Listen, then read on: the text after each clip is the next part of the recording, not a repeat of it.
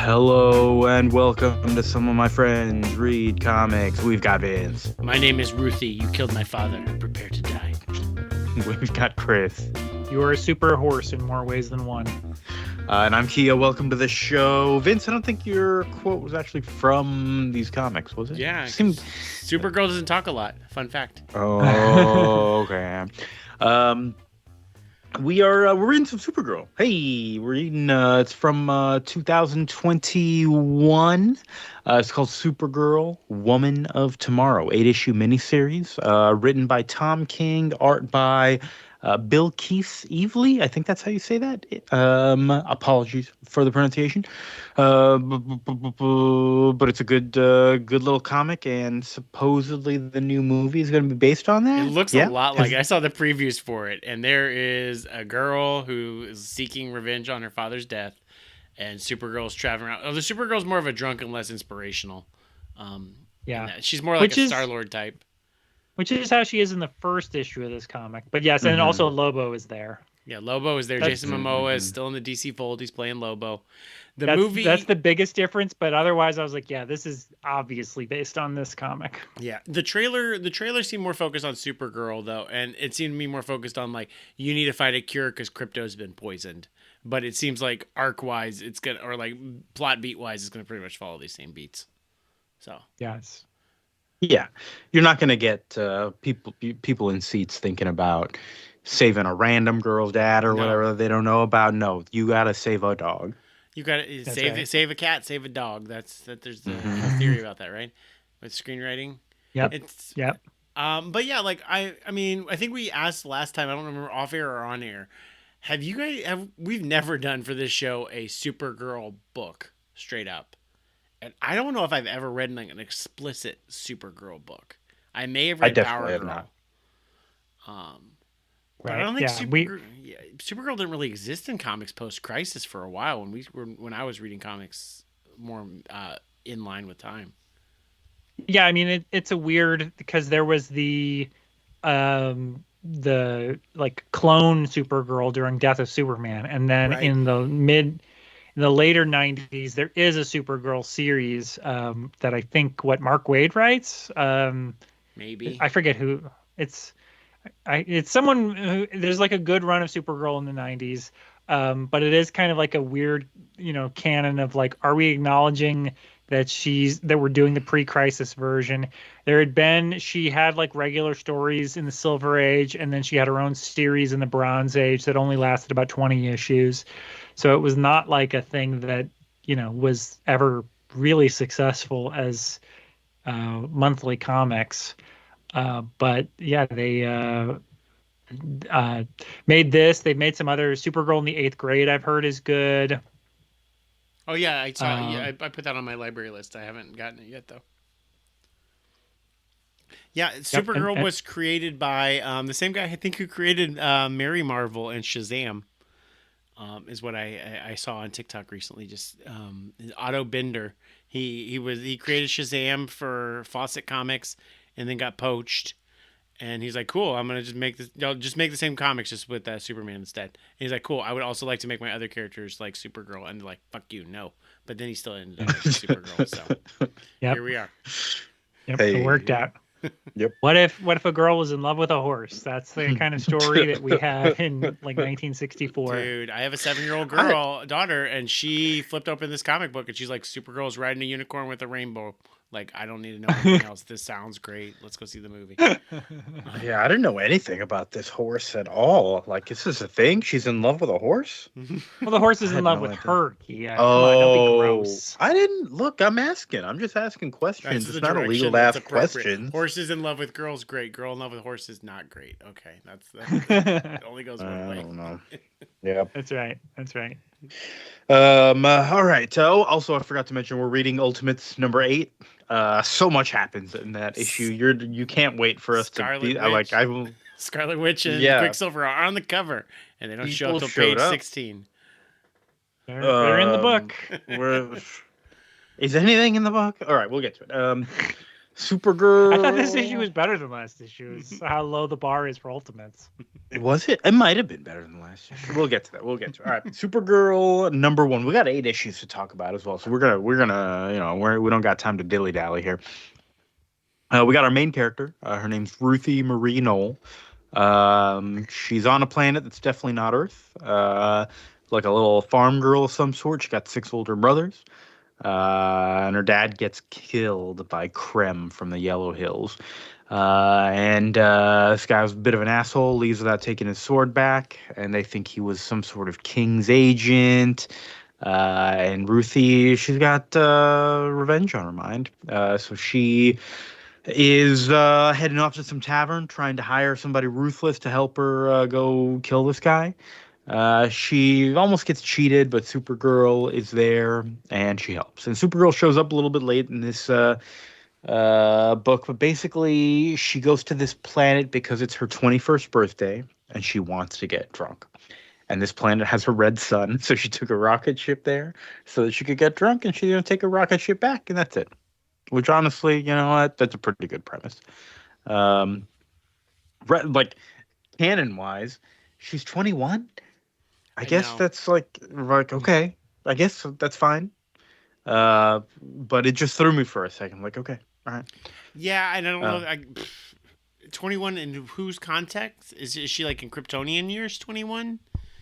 You know, like dog years or something? You know, like where they... Because Superman ages slower than people, right? So I assume she does too on planets with yellow suns. Mm-hmm. But like, she's older than Superman. But maybe not with like time relativity and stuff. Because she was definitely like a teenager when Krypton exploded. Yeah. Right? Yeah. And that comes into this book a little later. Because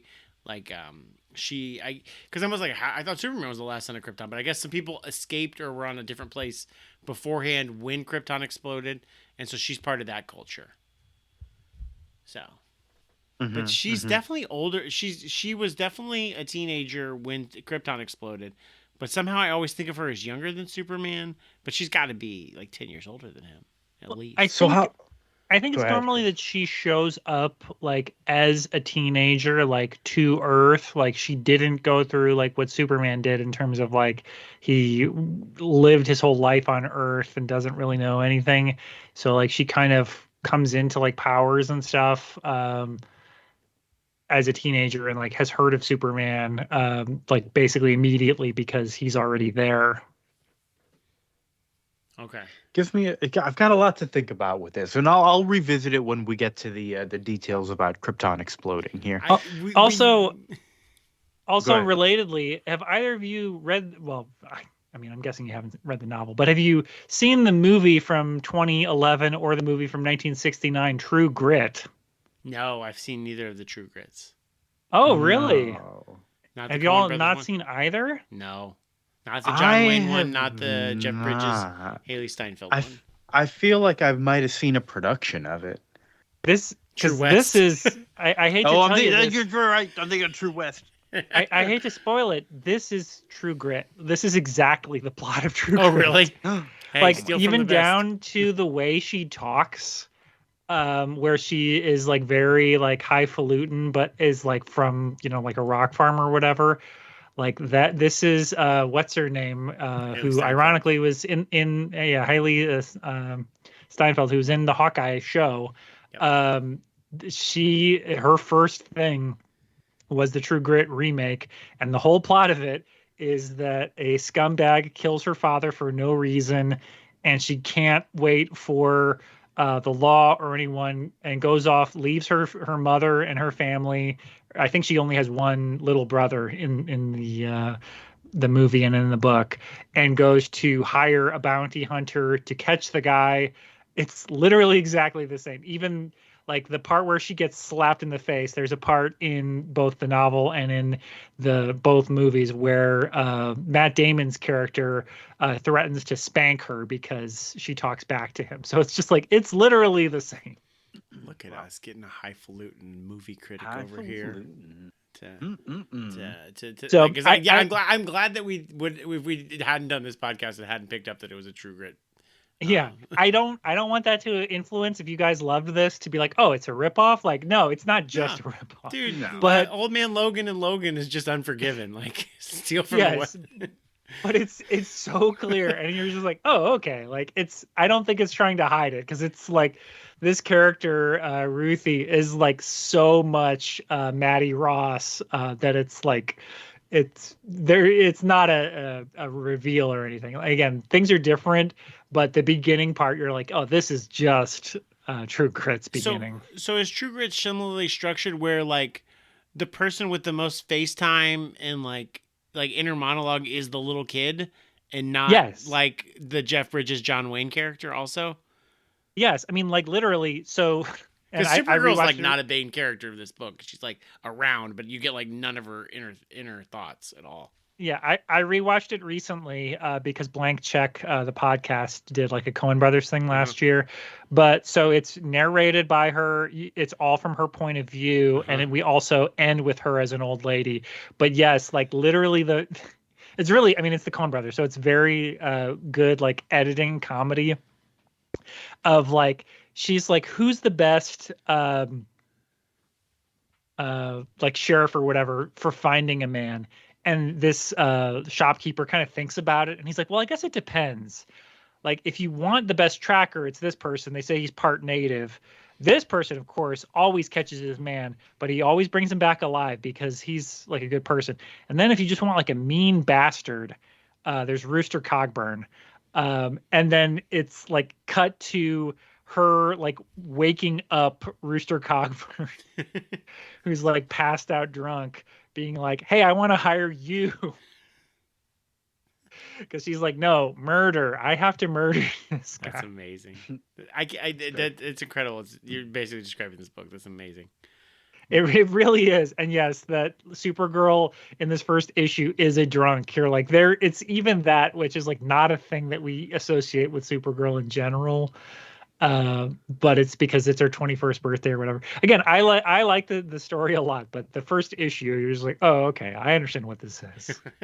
Amazing. Yeah, and that's like a good segue to talk about the art and just kind of the style and vibe of the book in general. Because it did have a little bit of that Western vibe, like with the silhouettes at the beginning. Not terribly, but like the art has that kind of the art is clean and rough at the same time. Like it's kind of that cleanest version of maybe just being a little bit scratchy, but not really. But I wouldn't even call it scratchy. It's just kind of like I It's don't know. It's got a nice character to it. it's an interesting art style. It reminds me also like that, like what I picture like the Swords and Sandals comics of the '70s, like your Conan of the '70s. Like that's what this looks Yeah. like to me also. But like with different angles, but like the coloring and like the kind of otherworldliness design of it. That's what that feels like Yeah. to me, which I like. I do like that art style. Yeah. So what's going on with the book here? Supergirl's getting drunk. She does not want to stay and help go find this Krem guy though, because she's not really about killing. She just wants to go get back to a rocket ship. Ruthie follows her though, and then Krem and the guy from the bar attack, and Crypto gets hit with an arrow. Oh no! And Supergirl's distracted. Well, I mean, Krem. first Supergirl gets hit in the chest with an arrow, and then Oh yeah. Crypto runs after the guy who shot her. And Krem is like, hey, what's this giant metal thing? And he goes up in the spaceship, which was already activated to go up. Supergirl started it, and then you know how these things go. So Supergirl is stuck on this planet and powerless with Ruthie. It's a good setup. It is a pretty good setup. We're fucked. Yep. I do like because it gets called back later when she says, "I'm Supergirl. Do you think I give a bleep about swords and arrows?" And just catches the guy LaBeef from True Grit, catches his sword in her hand and just rips it out of his hand and breaks it. And she's bleeding because they have a red sun, but she's like, I don't give a shit. Yeah, It's a good setup. It's a good it's first wonderful. issue. So jumping into the second one, they're on like a plane of some sort. They're mass transit. I really like almost every issue of this book just throws you into a scene, and then it's like, all right, let's just back up a little bit. We'll tell you how we got here. Yeah, it's like Even which is like a western, I guess. Now that I'm saying it, like yeah, we're in a different location every time, and it's a limited series, but it's like every issue is like a different place. yeah, And we'll making set up. sure we're Yeah, moving it yeah, forward. We are starting with some weird monstery thing, just kind of leaning on Ruthie, and Ruthie's telling him to stop, and gets real highfalutin about it. Like, I purchased this ticket for, and it entitles me to a certain amount of space on this plane, and you're gonna keep on leaning on me is a problem, that kind of thing. I'll wake up my friend who's gonna punch you, and Supergirl's asleep next to him. They land. They're eating. Supergirl gets attacked by someone who's got a problem with Superman. Like, I'm gonna kill you, lady. And of course, that's not an issue for Supergirl. But I did like the note that, like, Ruthie says this is like Ruthie's memoirs. Also, it's kind of how it's being written. And she says she'll omit these incidences for the future because they constantly happen, where just people all around the world are pissed at Superman, but they go after Supergirl for it because they think that they can handle her, and they can't. But they're doing lots of traveling. They're on some transit ship where the captain asks for help because there's a dragon out there. And Supergirl harasses the other travelers, like, all right, who's got some reds? She needs some red kryptonite. And so people take it as a drug. And she takes one, and it works different on Kryptonians. She goes all Phoenix Force, basically. And she gets the dragon. Hooray! And then we see Supergirl, like, teaching Ruthie how to wash her hands at a rest stop. Some nice, very personable moments. Talking about going after revenge. And Supergirl talks about how she never went after revenge, but Ruthie senses regret. And then we get, like, a rewind back to the fight when we see how Supergirl like, got to safety even though she was shot in the chest with an arrow, and agreed to help her.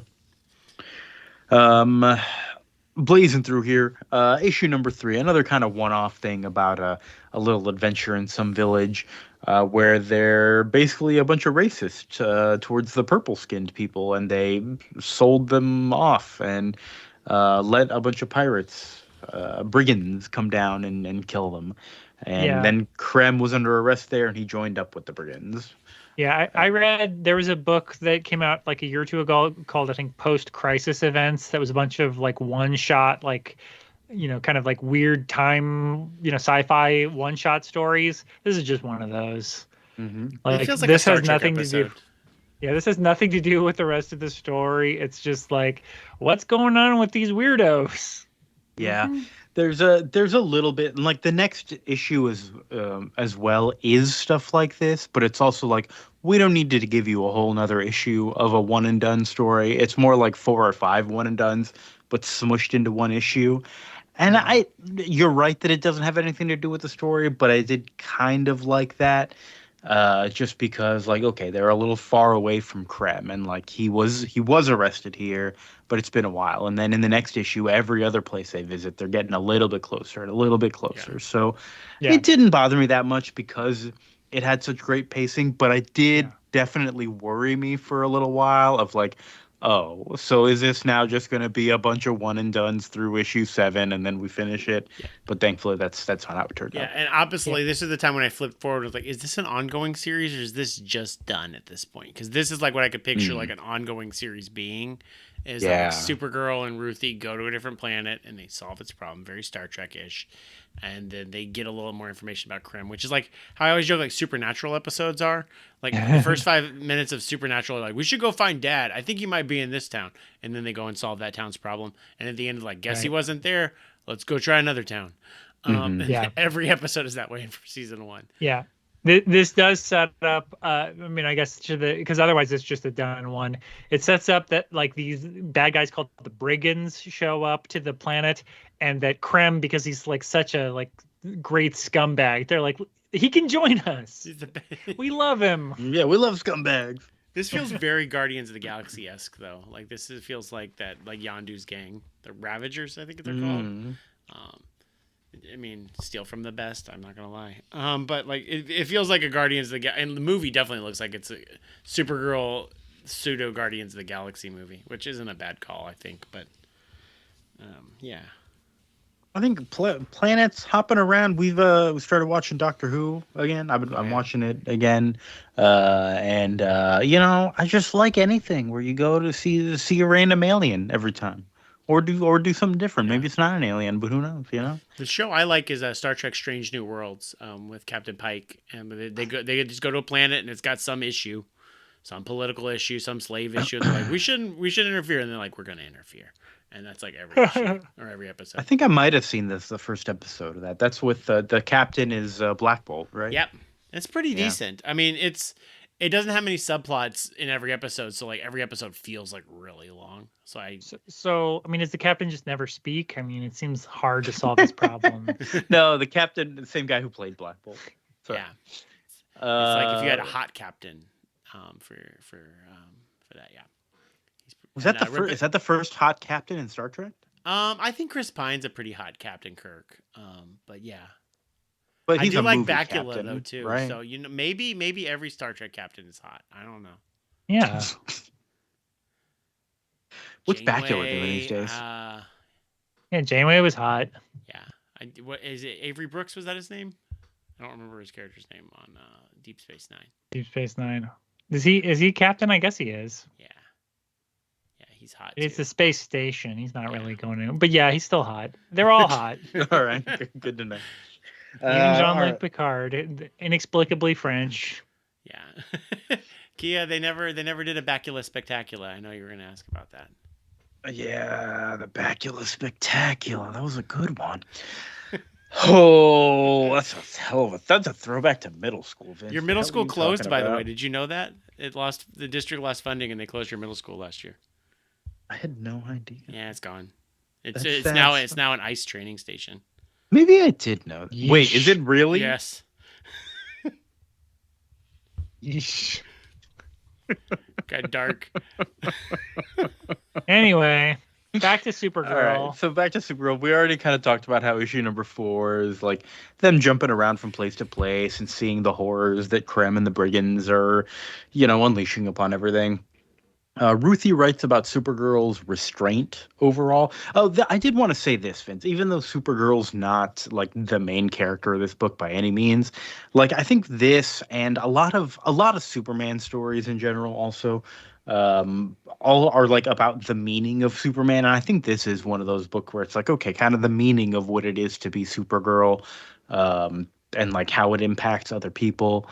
And I generally like that approach to stuff. Like, let other people be the main characters, because like I don't care what happens to Superman and Supergirl anymore. Like they're fun, they're aliens and they're immortal or whatever. Right. They're not immortal, but I don't care. Just let's tell interesting stories about what it means to be human through this weird lens of Right. shit. Yeah, I mean, I think that I think I kind of brush up against it. I like that, and I like that you need to have like a human to like give some like stakes because she's all powerful. Yeah. But also because I've not read many Supergirl books, I want to know why Supergirl is awesome, and this book kind of gets there, but like and why she's different than Superman, and I don't know if I necessarily get that, but I think that's putting my wants and not what the book is, and not meeting the book on its own terms. No, I don't think you're to blame for that, because I think the title is to blame for that. Because when you title a miniseries Supergirl, Woman of Tomorrow, you're like, oh, this is going to be about Supergirl. Like it just gives me that feeling. And it's like, oh, and this is the basis for the movie too. Like this is a really important Supergirl story then. And it just kind of wasn't that. It was just like, it's still a really good story. It's not like that be all like Supergirl story you're looking for in terms of like giving me the origin and giving me the lore. Although it does give you I was gonna that. say it does It tell does you give a you fair that. amount about who Supergirl is and like how she's different. Like Argo City shows up later in the story and all of these things that are part of like classic Supergirl. But does she undergo any sort of trial? I don't know. Let's read issue number 5. We'll see. They come up on Krem. They're about to fight him. Krem throws his Mordru globe. What the hell is this thing? It's like a glowing ball and it's magic and it teleports them far away. It's like a prehistoric looking planet with a green sun. Have y'all ever heard of a green sun? That's crazy. Made of No. kryptonite, and it's a Oh, planet. shit. It's a planet that some assholes made called Barrington. They built it to try and trap Superman with lots of monsters and no powers. Hell yeah. We- That's great. I we- love this. We kind of skipped over the last issue because I felt like I was a little bit down on the weird alien planet issue where they're just dealing with the blue and green aliens. You're right. But we skipped a the lot. issue 4, like the part where she like finds a monastery where they've just like slaughtered a bunch of people, and it's just like, okay, I have to go, and just goes into the sun to like vent. You're just like, that's pretty cool. And then she tries to send Ruthie home because she's like, look, you're gonna kill this guy, and I don't want you to. And Ruthie is able to be like, no, I'm coming. That was our deal. And convinces her again, which is a little bit more True Grit, but I like it because it's like, hey, like I have a reason to be here too. Like you treat me like an adult. And she's like, fine. But yes, then she is sent to this kryptonite planet for the next issue. Yeah. And Which has dinosaurs in it for some it's reason. got dinosaurs because it's like prehistoric and stuff. And we got like Supergirl is like, oh yeah, Superman told me about how he was stuck here and he like survived for 45 minutes before the League showed up and saved him. And they are like, okay, we can maybe like wait out the planet before the sun sets a little bit, and then you'll get your powers back. That'll take about 10 hours. So they're like, oh geez. And they find a spot to rest while Ruthie protects her, and it's like a good Ruthie moment as well, where she's really kind of stepping up to fight off dinosaurs with a sword, that kind of thing. And then eventually the sun goes down, and Supergirl, I really like what Supergirl is just making fun of Superman afterwards. Like 45 minutes, like fuck that. Come on, Superman. Come on. I'm curious yeah. if this was actually a story. I feel like it had to have been. Yeah, I bet we can look. I'm gonna look up Barrington and find out. Barrington DC Comics. See what we got here. Superman number 1962. Oh wow! Hold on. Yeah, classic Silver Yeah. Age. Yep. This planet has a green sun. I bet that's what the cover says. Some shit like that. The second story is called Superman Under the Green Sun. Hell yeah. Yeah, sorry. The cover is about a different story where a wrestler Yeah, is throwing he's Superman fighting out a of a wrestler ring. for I'm some sorry. reason. This can't be the lead story. Okay. That, be the the, lead. the lead is Superman gets beaten up by a wrestler. That's obviously what we want to see. Let's put that one on the list. That sounds like a good two-story Superman.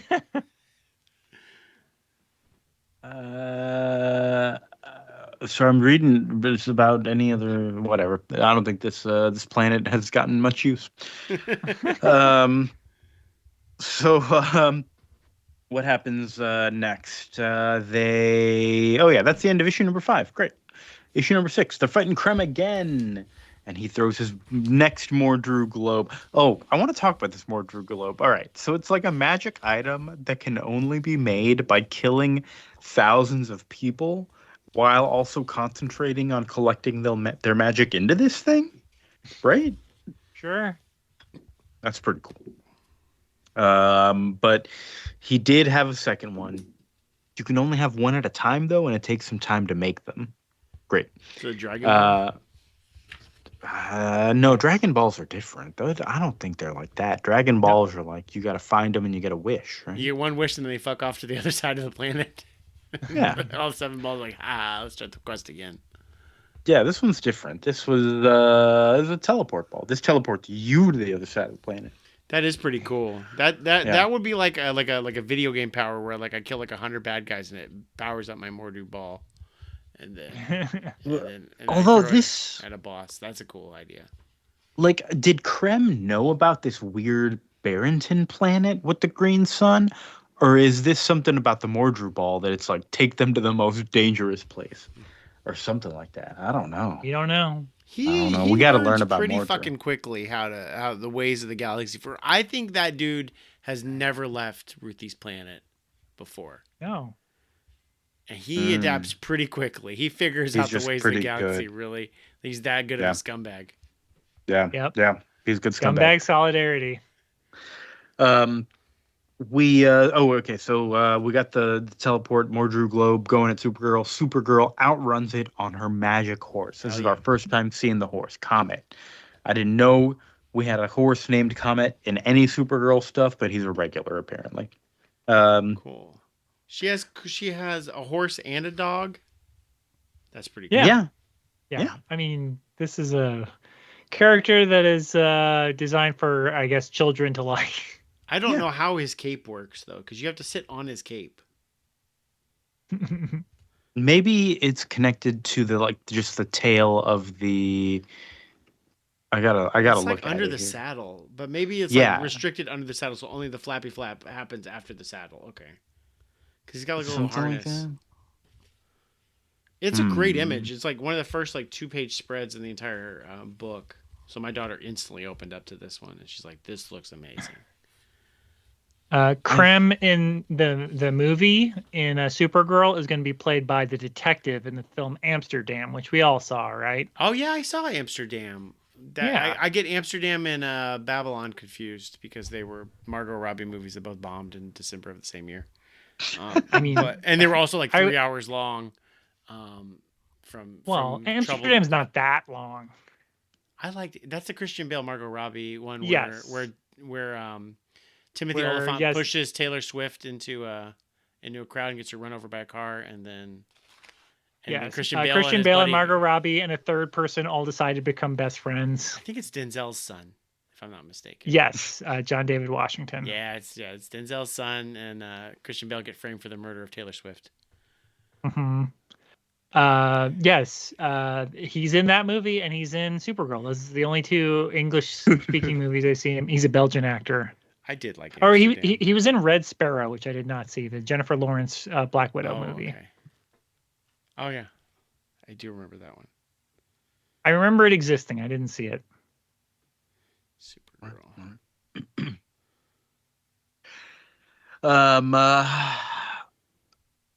He looks like a Belgian Aaron Taylor Johnson. So I see that. It makes sense. He's got some dreamy eyes on his pictures. Yeah. Yeah. All right. So he's going to be playing Krem. They try to shoot her again with the thing. They should know that wouldn't work just for narrative reasons. It's just, it's like when you hit your finishing move in a wrestling match against Superman, and then you're like, I'm going to hit it a second time. Superman won't see this coming. But this secretly doesn't even turn into a finale issue because it is the Supergirl origin story issue. Because on their way coming back, we got all of Superman's origin. Supergirl's origin. All right, so we get all the info about. I guess I didn't really know Supergirl's origin either. I knew she was Superman's cousin, but I was like, wait, what does that mean? How? Yeah, I agree. I'm like, Superman's the only guy, so I don't know where she was, but that's the extent I looked into it. And this also does this book makes me realize that I really should have questioned the explosions on Krypton more because we don't know what happened there. The only person we have who was there at the time was Superman, and he was a baby. Right, we can't trust anything and that a happens. videotape videotape from Superman's dad, who, if you've seen the Superman's movie, is kind of racist. Right, and who knows, a videotape or whatever, right? In various versions, we had this guy. It's like, oh no, our planet is dying. We are in immediate danger. I'm gonna put my baby in this baby-sized rocket that I just happen to have lying around. Yep. No, this was not how it happened. We learned in this book that there's a big old Krypton exploded, but that a section of the planet all kind of exploded off together and was generally okay. And some people died, but they were mostly fine. And that when Superman's dad built the rocket, his brother, Supergirl's dad, saw it and was like, "That's stupid. We're gonna stay here and build a wall and help protect all our people." And then later he was like, "Maybe that rocket was a good idea. I'm gonna build one for Supergirl." Who that was not her name at the time. It was It was not named Car- Kara. but So she actually is. that's the idea. I guess that makes sense. She's his legitimate cousin, isn't she? Yeah. There was and she is older than him. Yeah, because she was aware when the planet was destroyed. But Superman can't. Well, maybe who knows when this story takes place? This story could have because people hate Superman. So no, yeah, she's basically the idea is that Argo City, which is, and this is literally from Action Comics 252, so back in the 60s. Wow. That this was, or 1959 even, that it when Krypton explodes, it goes out and drifts through space, and so that she is like basically the movie explains that they enter like something kind of like the Phantom Zone. Okay, all right, the 80s movie with like Helen Slater. Okay, yes, they call it inner space. And that allows them to like basically kind of not time kind of passes differently where no one ages. So that by the time she falls to Earth, when Argo City gets destroyed, Superman's already been around. Okay. I mean, it's again, it's an excuse of like we need a character to show up as an adult. We're not going through the whole like Superboy, right, discovering her powers, all of these things. Right.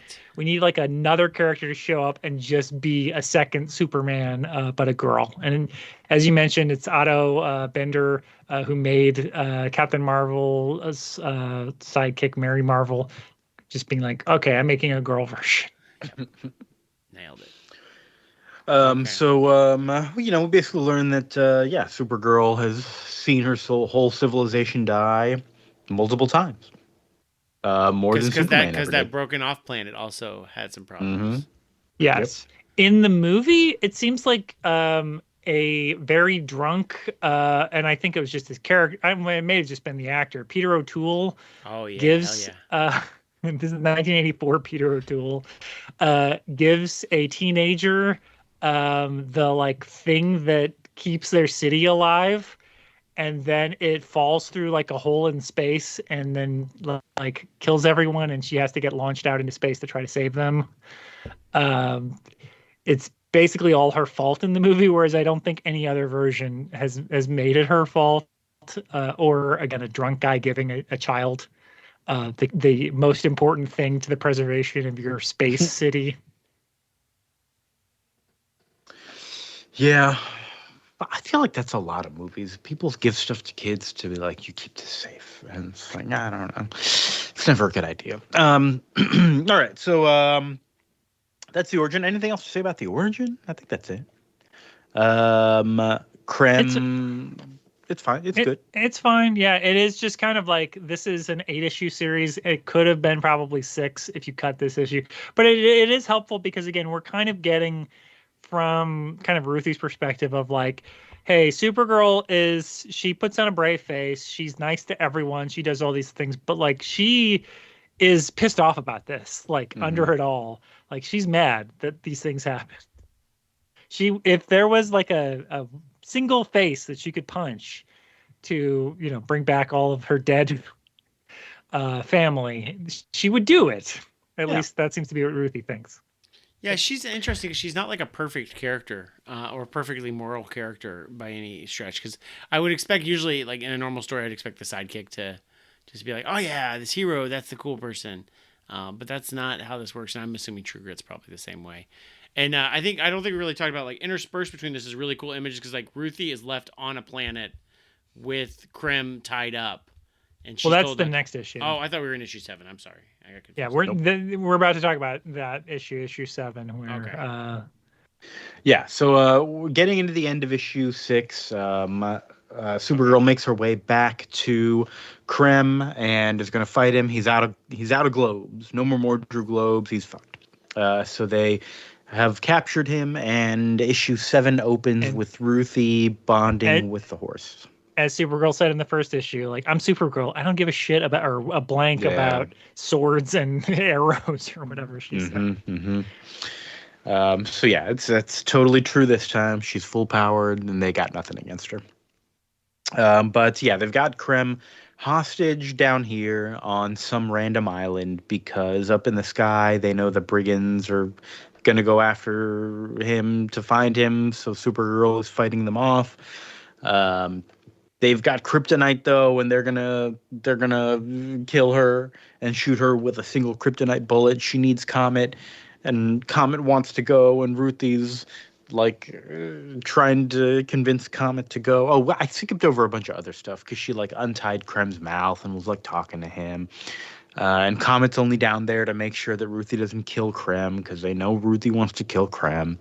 But Ruthie convinces Comet to go help Supergirl. And she's like, listen, I promise I will not break her trust and kill Krem because I know you only have to go to save her. And so Comet goes off, and Ruthie is definitely going to go kill Krem.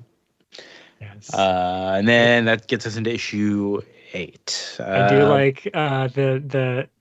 I skimmed over some of the text, but I liked. Now, have you ever lied to a horse before? If you ain't had that experience, I do have some obligation to warn you. It can guilt you something awful. It's a good line. You do feel bad. Vince, you were waiting for this moment as well. You were ready to get into the last issue? No, I just like this issue. I was like, oh, she's like just kind of like. I think it's a good like challenge for her and a good challenge for Ruthie because like Supergirl's not there, and so she has to make like her own moral decisions. And like visually, it's just really cool on the beach with him tied to that tree. I think it's just like, colored and drawn really well. Yeah, And both 7 and 8 are real like back and forth. With really focusing on the text of what's happening on the beach and just kind of like fight scenes up in space with Supergirl and the horse and whatever's going on up there. Last issue, Ruthie decides she does not want to just straight up execute Krem. She'd be no better than him. She wants it to be fair, beat him one-on-one. And she realizes she's got the sword and he doesn't. That's not fair, so she puts it in the middle. Oh, did we find out in the 7th issue why Krem killed her father? I think it was that issue, right? We did, yeah, where Krem kind of he was a king's agent going around.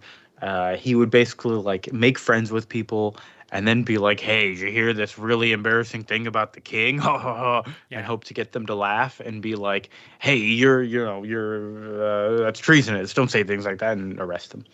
But when she tried it on Ruthie's dad was like, "How fucking dare you say anything like that? Get out of my house." And something about that just made Krem like pissed. And I think Krem maybe was not a bad guy.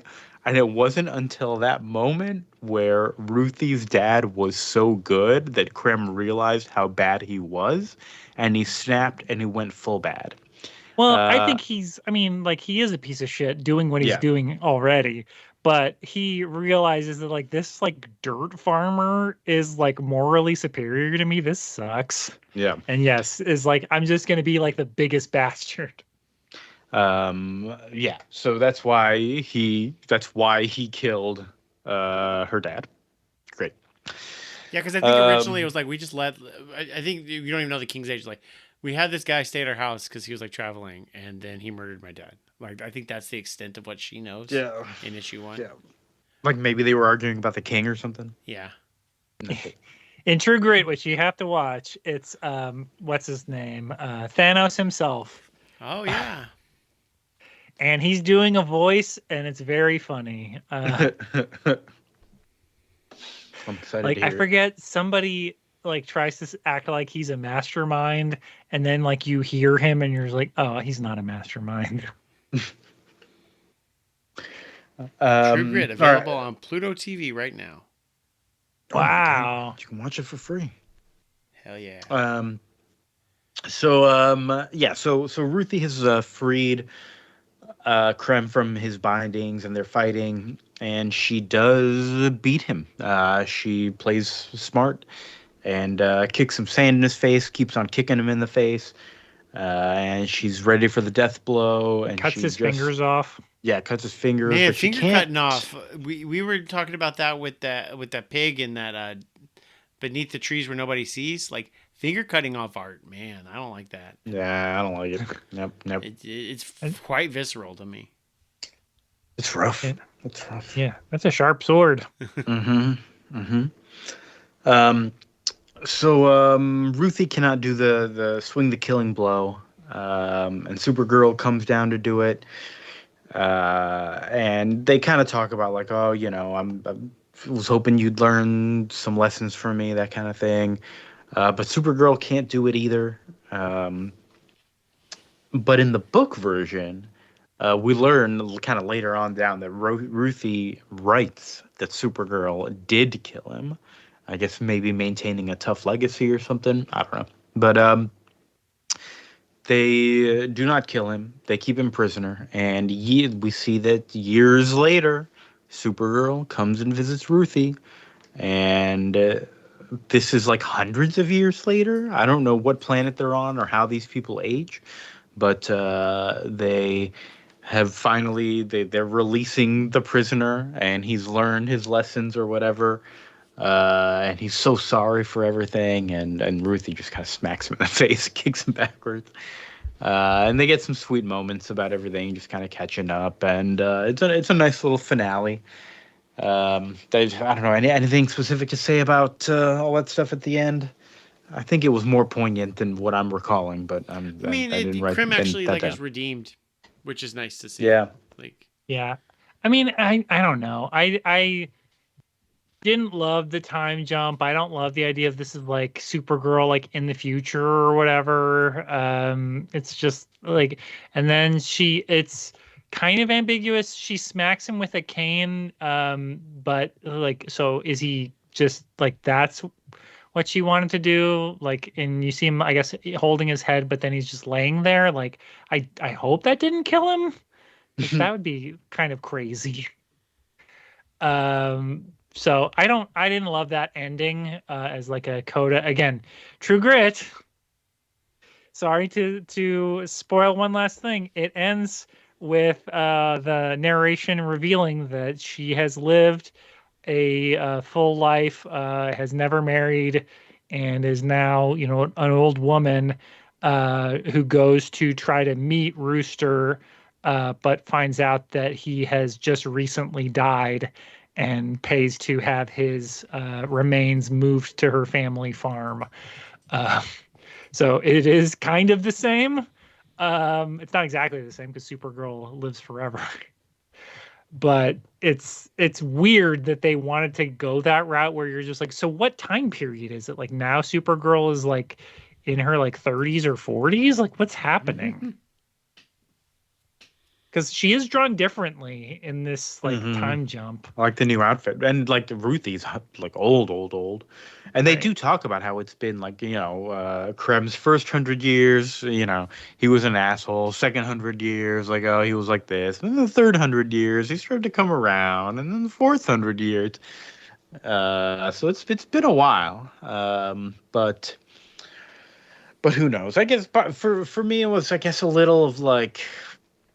Yeah, if you want to like actually change people's minds, it's not going to be quick. Like you can't do that easily and quickly. You're not going to get satisfaction now if you don't kill people. I'm sorry, but it's still better to not kill people. That's what I learned anyways. But I guess Chris, if you're disagreeing with me and you're saying it is better to kill people, then I wouldn't agree with that, but you're welcome to say I'm Wow. not saying that at all. In fact, Oh. let the record show. I was in favor of the Manson family people who were like 70 years old getting parole in their old age. Because I'm like, what are they gonna do? Crimes they committed on drugs when they were clearly not in their right mind 60 some years ago. I think we can let it go. Yeah. But yeah, it's I just don't like the time jump because to me it feels like it's a little too neat of a storytelling device, and it doesn't really make sense in terms of like what is this like in Supergirl now? I don't know. Mm-hmm.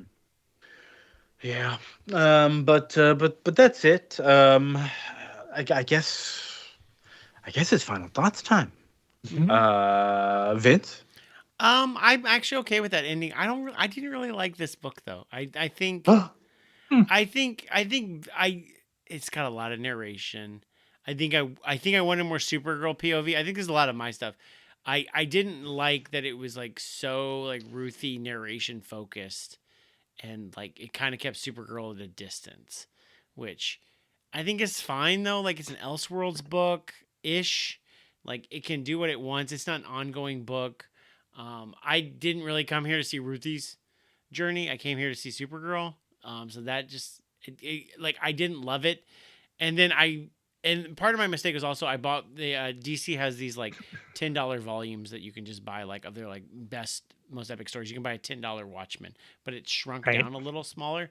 And this book like and it's on crappier paper, but the way the narration works with the paper in my eyes, like it was really hard to read the smaller text on this like smaller printed book. So it kind of hurt the experience. I'm like, I don't like reading this. It's like not fun to read. So that may be my issue. So I would recommend not buying this. Maybe an absolute edition, like a bigger edition, might be more fun to read this because I have like a New Frontier that's big.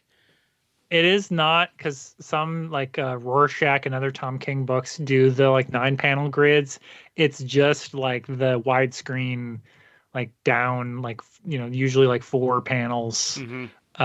So it does read fast, and like on Unlimited or whatever, or Infinite or whatever the hell they call this streaming service, it looks good. Because it is just like sort of widescreen comics, but I can see where, if it's because there is a lot of, and again, I scanned over probably in like issues 5 and 6. I was like, I get the gist of, Ruthie's gonna talk some more. I got it. Yeah. Chris, your final thought?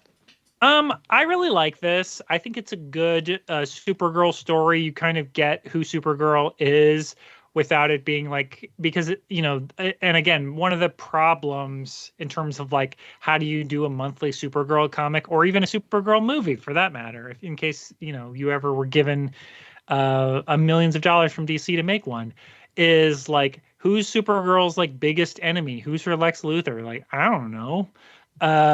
She doesn't really have, like in Supergirl the movie, the 1984 one, they have to literally make up a witch character played by Faye Dunaway for her to fight against, because you're like, I don't know who Supergirl fights. Like, and so this doesn't solve that problem, because Krem isn't obviously like a real threat to her, but it kind of gets around it by being like, okay, but like Supergirl is this kind of like force of nature who is different than her cousin because he's a little bit more of a Boy Scout than her, but still like she does the right thing, and that she still has a lot of the same kind of values. So I really like it, and the art is amazing. I really like the art. I didn't love it, but I liked it a lot. I did love it. I really loved it. I don't know why. It was just kind of. It's the Eisner Award-winning comic for best comic. Like I think a lot of people. Liked it. They put they put like a hundreds of millions of dollars movie behind this story. So 5 years after they wrote it, right? That's like Harley Quinn is like an ancient character by comparison. That's like Haley Steinfeld also played Spider-Gwen. I think that's the quickest turnaround to like big film. But it's really close.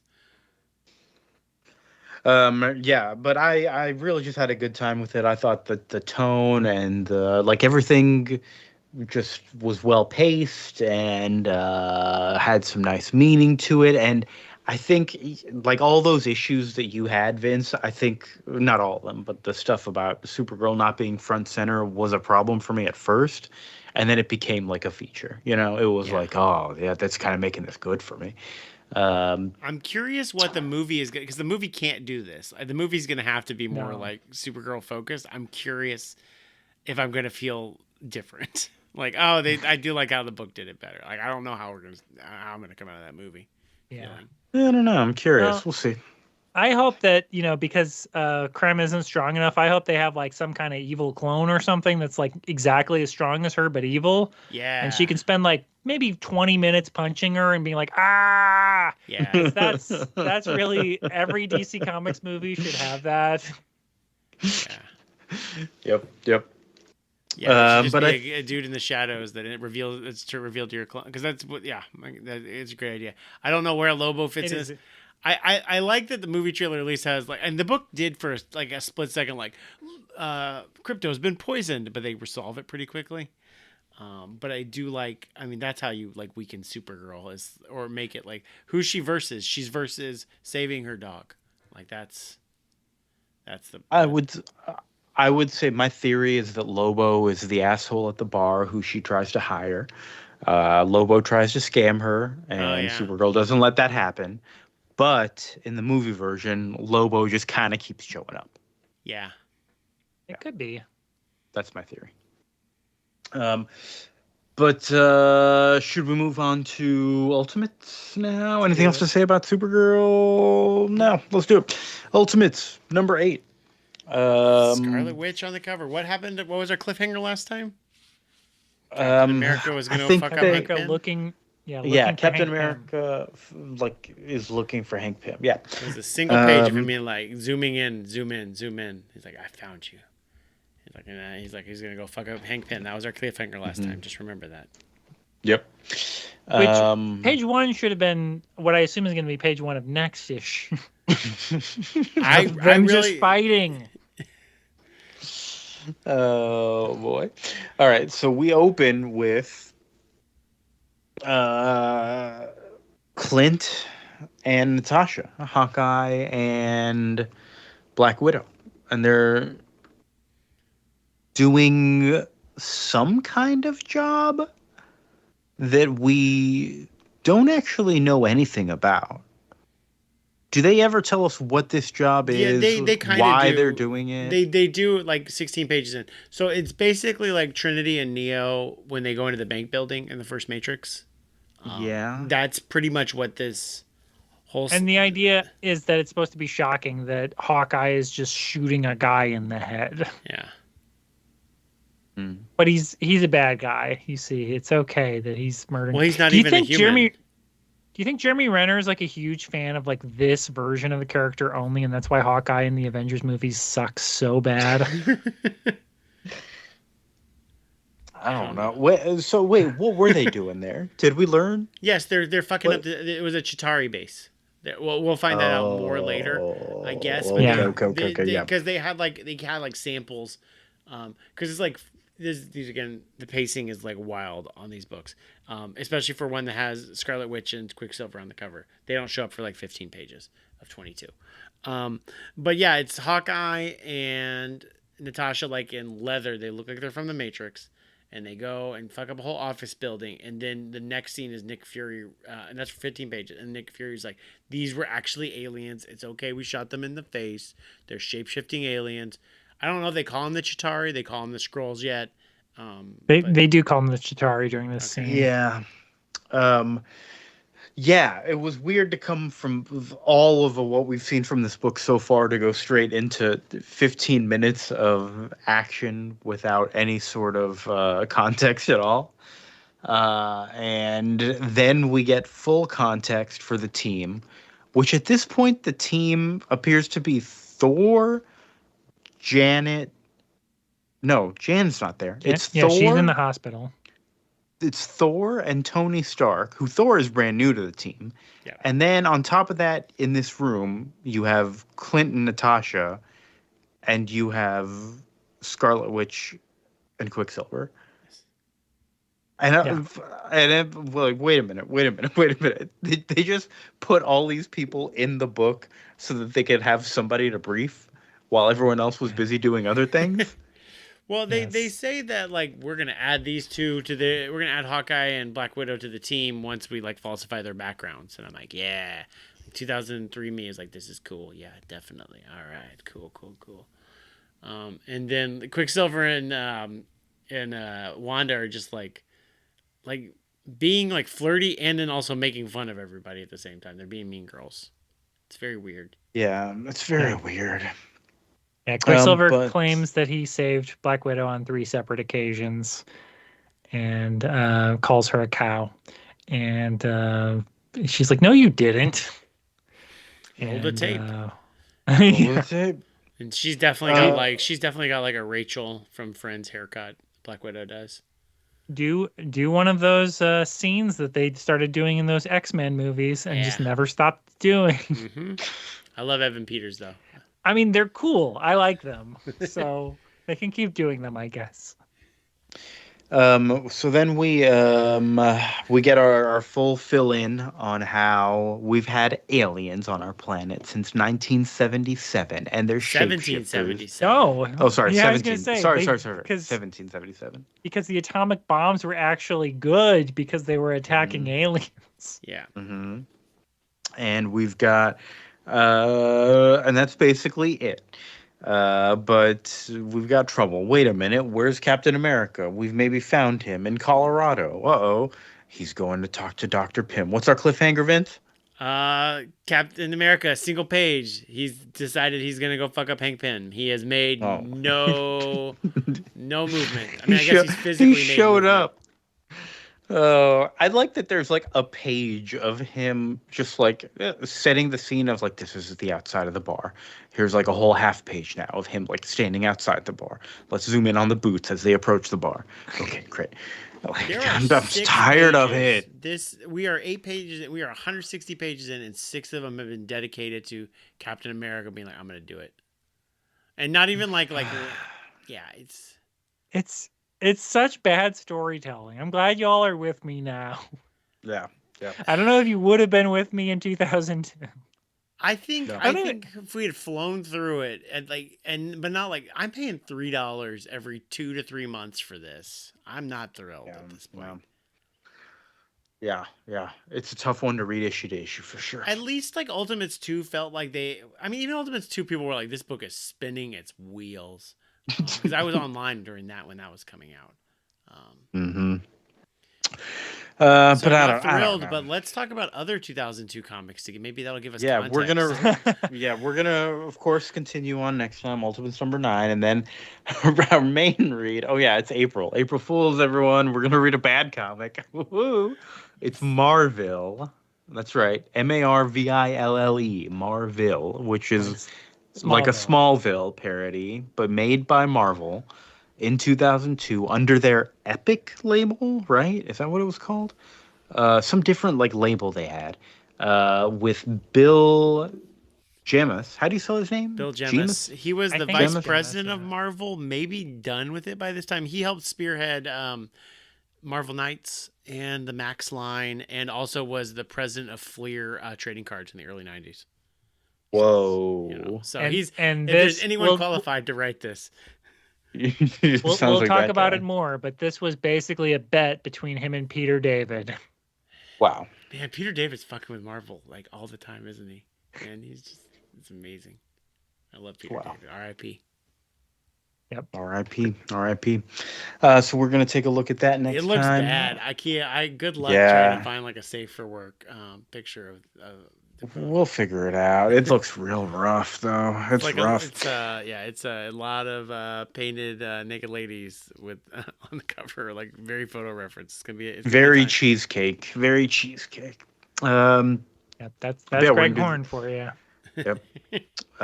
So yeah, Ultimates #9 and Marville. But of course, what do we got to plug? Chris, what's the Your Stupid Minds podcast up to? We're real busy. We've taken a month off for no particular reason, just personal stuff. Mhm. I had a But our party with a last bunch episode- of podcast guests of yours recently, Yes. and we all like, Yes. were you on this episode? I was on Virtuosity. Oh, cool. I was on the Love Guru, and we got to bond over that. That was pretty cool. Exactly, Wow. exactly. You get to meet. It's like a green room. You get to meet all the other guests that we've had on. Yep, it was fun. It's just like Seth Meyers. But the last episode we did was Three Ninjas. The number one, we've gone in reverse order. We did the fourth one, then the third one, and the second one, and then finally the first one. And our verdict was, it's pretty good. Yeah.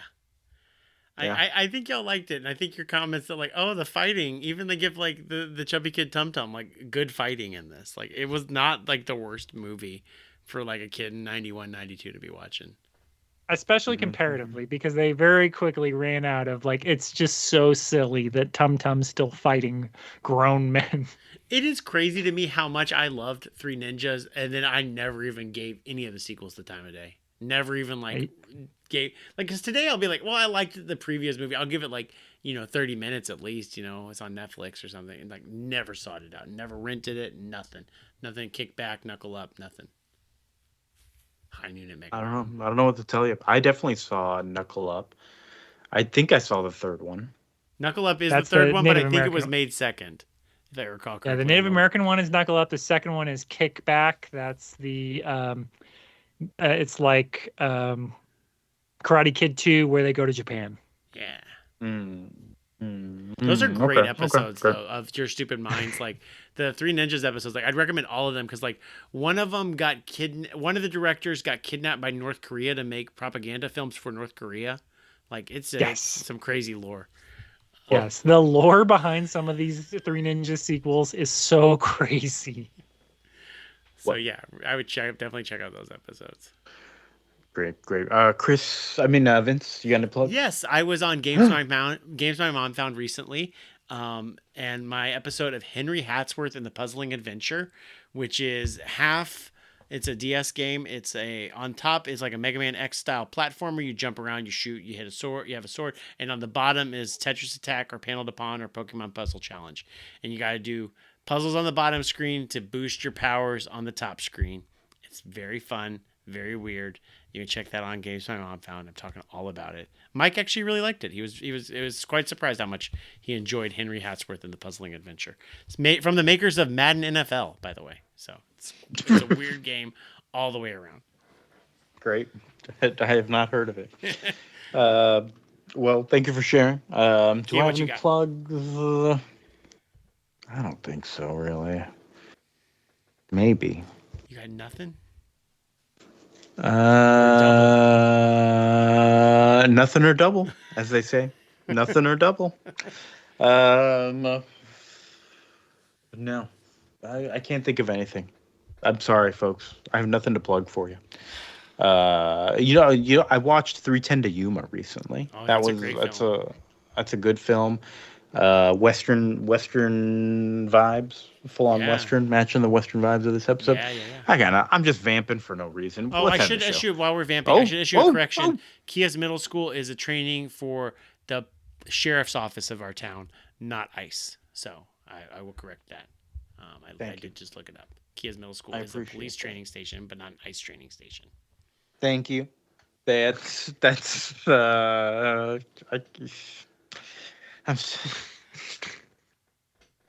just wanted to correct that for the record for anybody that looks like this is untrue.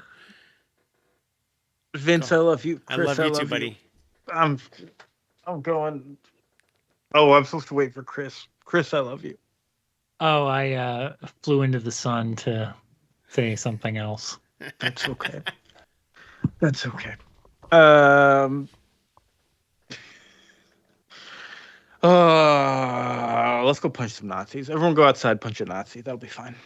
That'd be fun. Is that still a thing we're all doing? Yeah, because they're apparently all Chitauri aliens.